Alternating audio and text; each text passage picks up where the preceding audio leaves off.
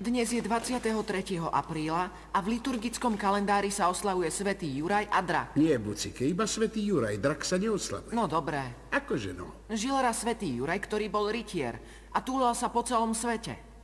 Nakoniec došiel do krajiny, kde bola priepasť, v ktorej žil drak.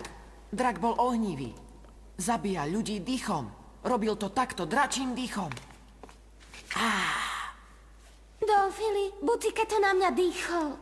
Len ukazoval ako... No a aké to bolo, keď si drak prdol? Zabíja ľudí presne takto.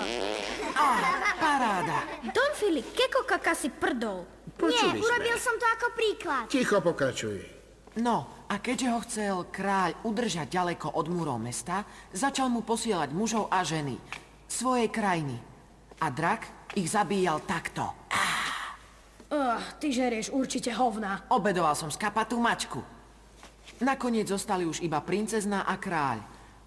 Ale kráľovi to bolo jedno a obliekol ju do zamatového plášťa a nechal ju na pokraji priepasti, aby ju drak zožral.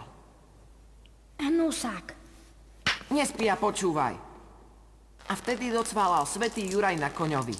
Don Filipo, on sa mi vyčural do topánky.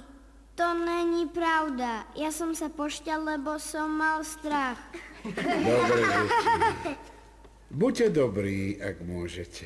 Všetko ostatné je marnosť.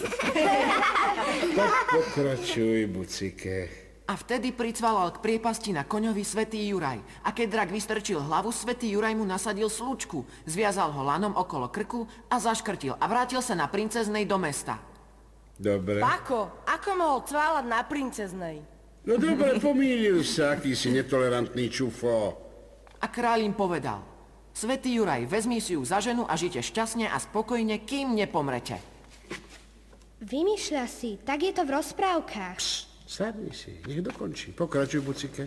Svätý Juraj sa však ženiť nemohol, pretože bol svätý a ostatní boli moslimi.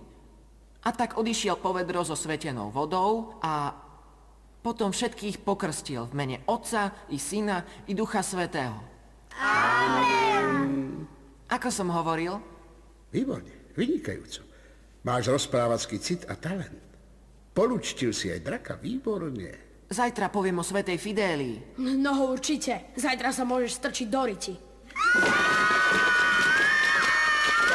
Ale márno, šíva. Vždy to musí takto skončiť. Buďte dobrí, ak môžete. Deti, upokojte sa. Prosím vás, upokojte sa. Čo sa toľko meceš, vydrž, no. Ak sa inak nedá, dobre, ostan tu, ja idem trochu na vzduch.